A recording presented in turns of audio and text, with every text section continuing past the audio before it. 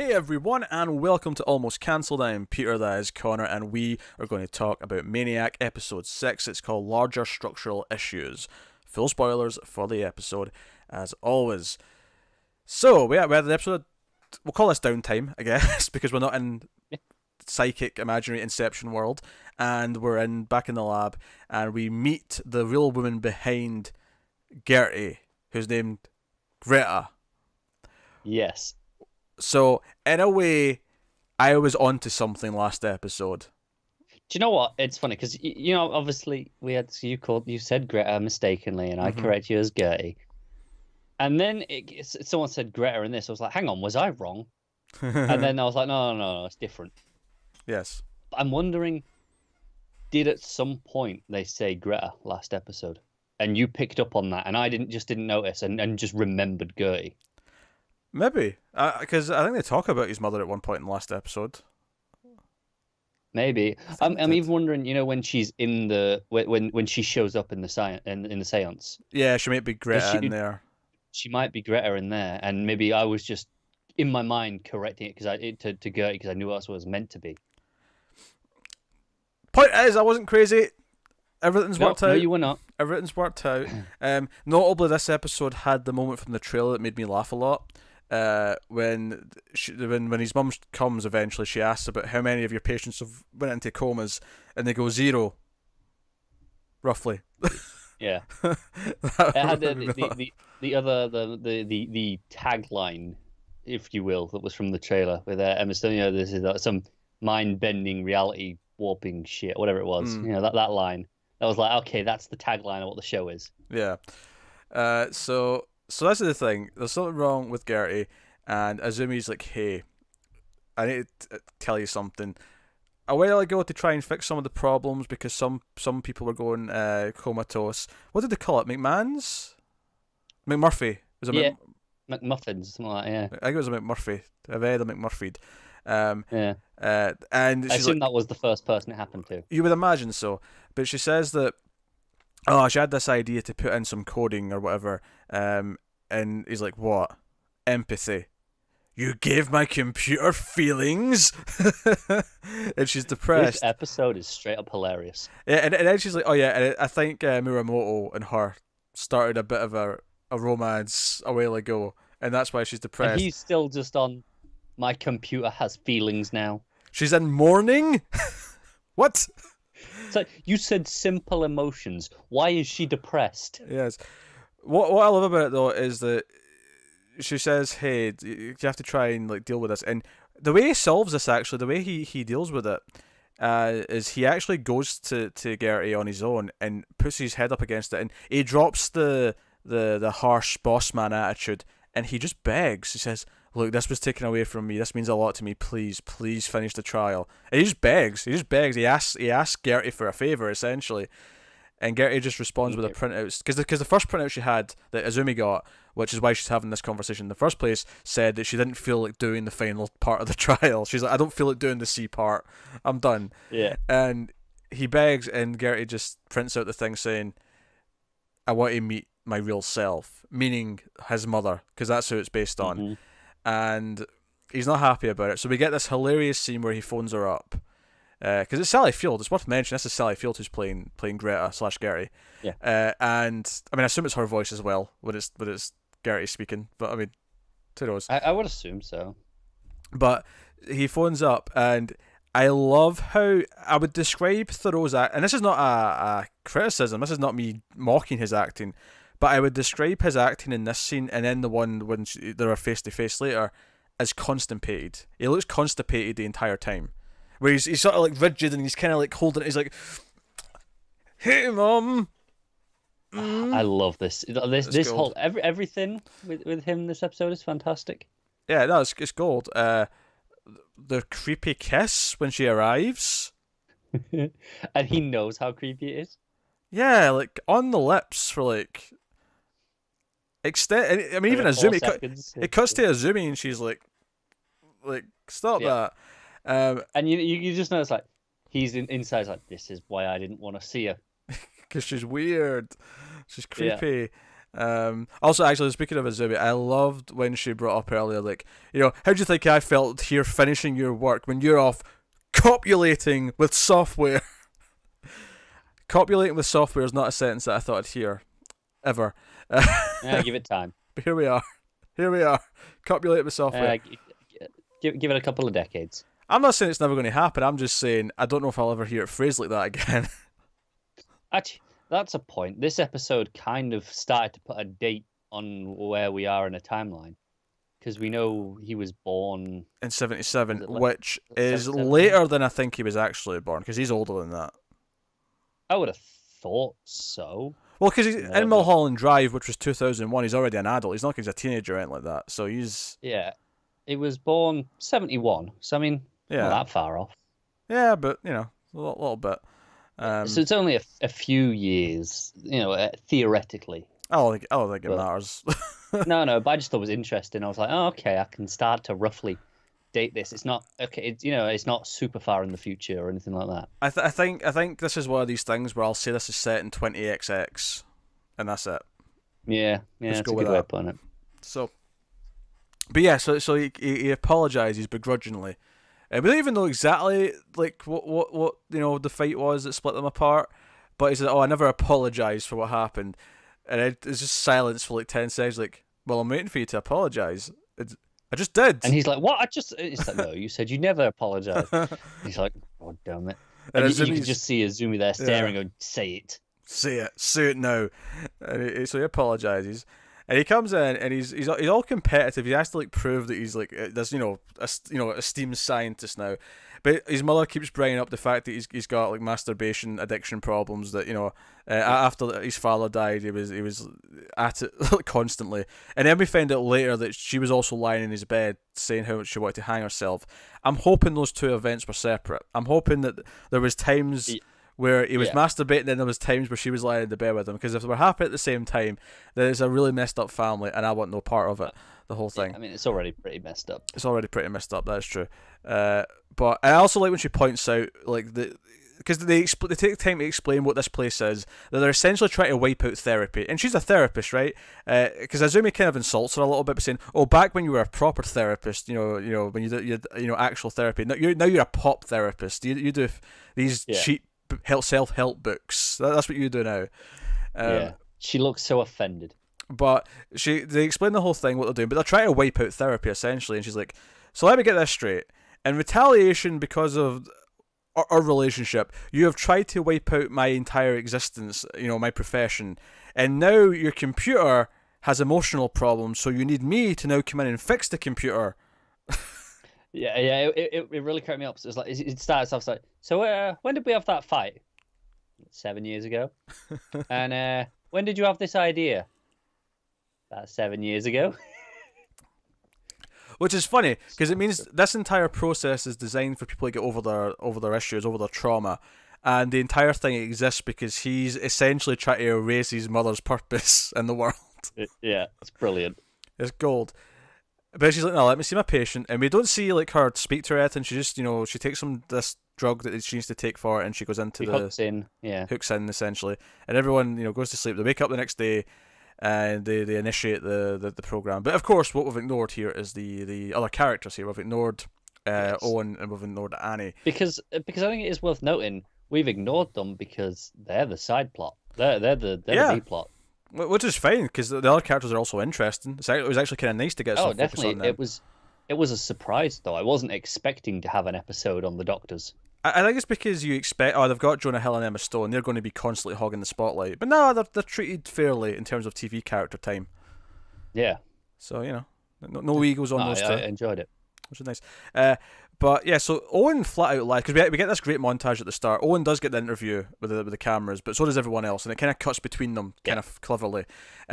My favourite was the dude who just takes all these tests, the kind of slumpy dude, who's like... Because Thoreau's asking them what the meaning and everything is, and he's basically just like, "What? I mean, I was just trying to kill the gangsters to find my father's balls at the bowling alley. There's no meaning in that." I don't mean that.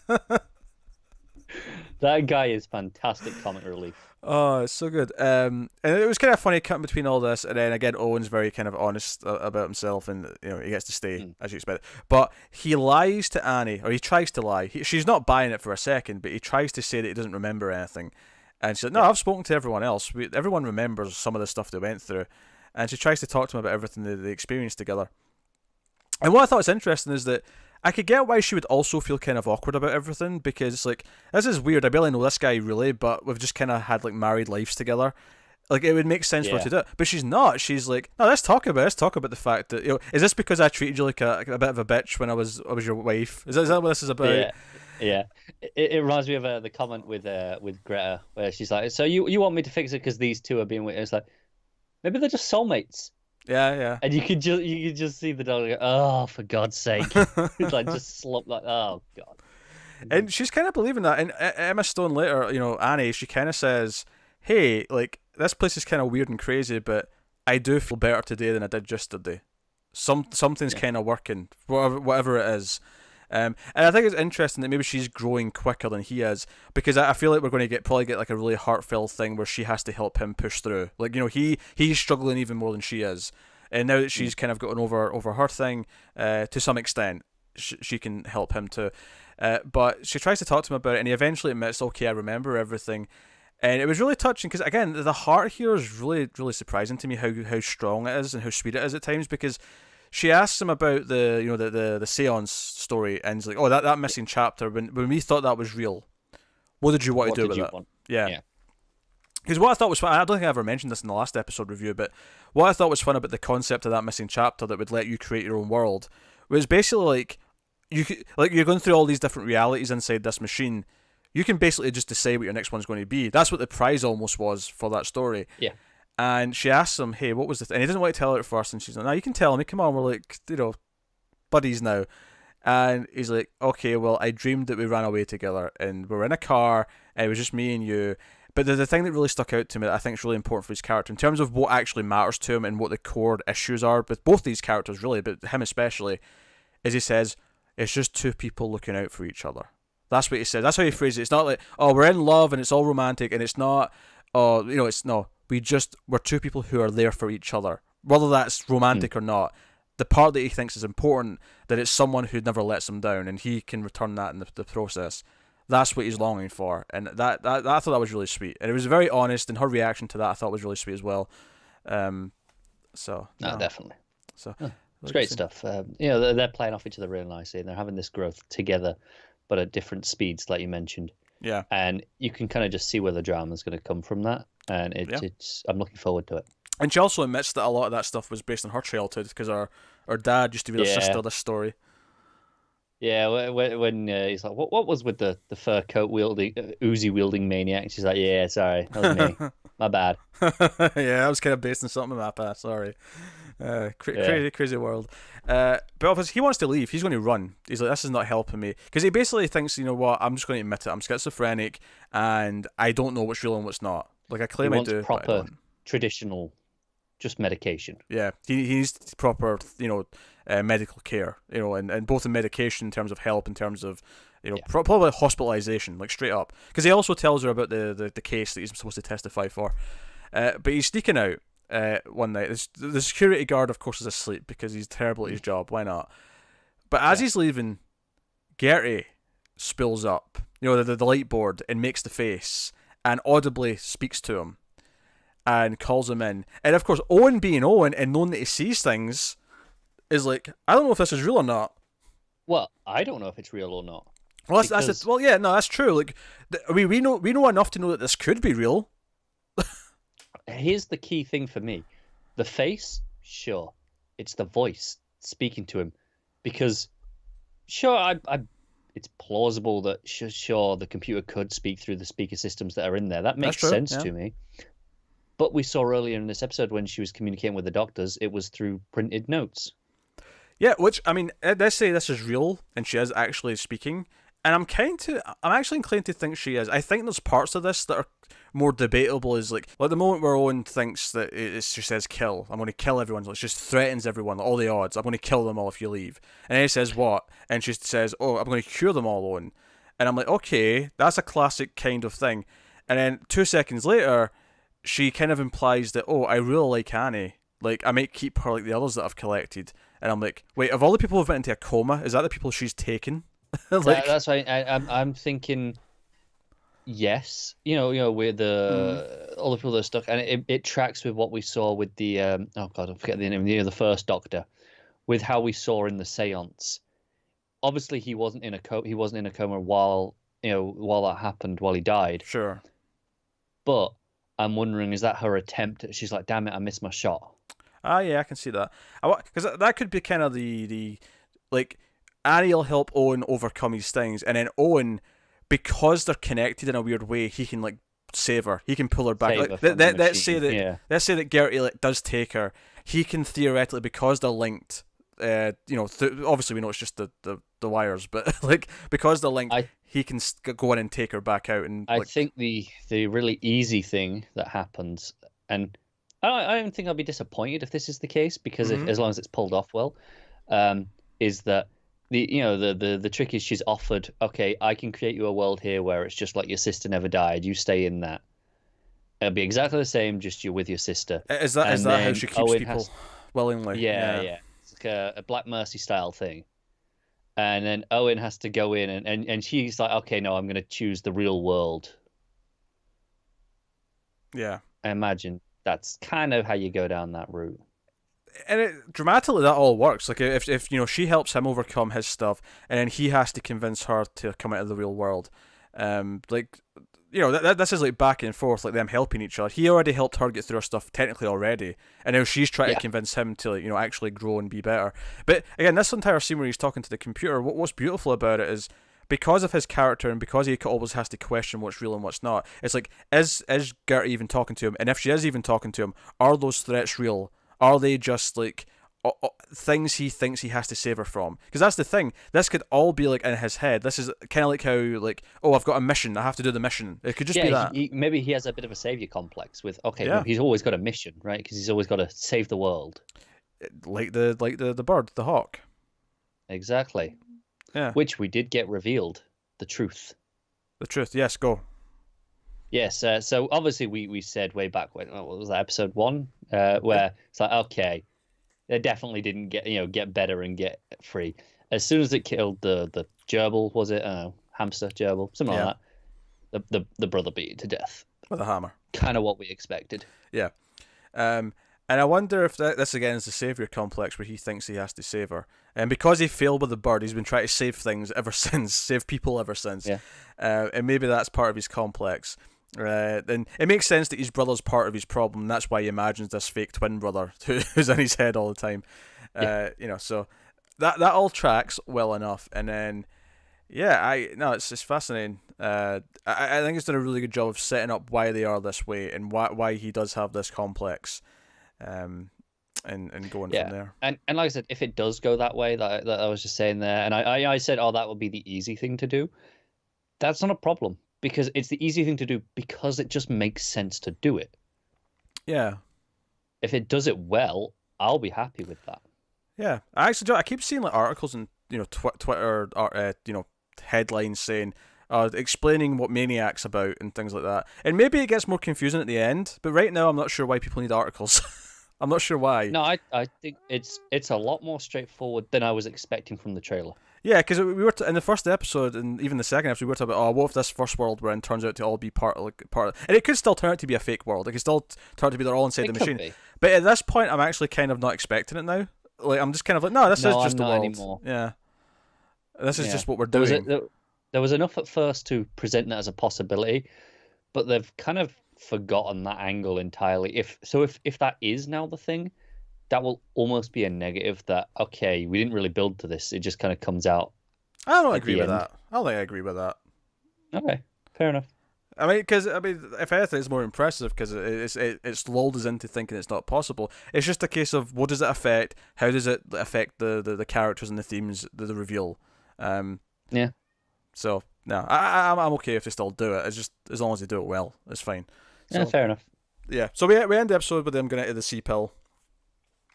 He does, of course, choose to stay, and they end up in a fantasy world, and Emma Stone's got elvish ears. Well, you say they end up in a fantasy world. She is in the fantasy world. We don't see him.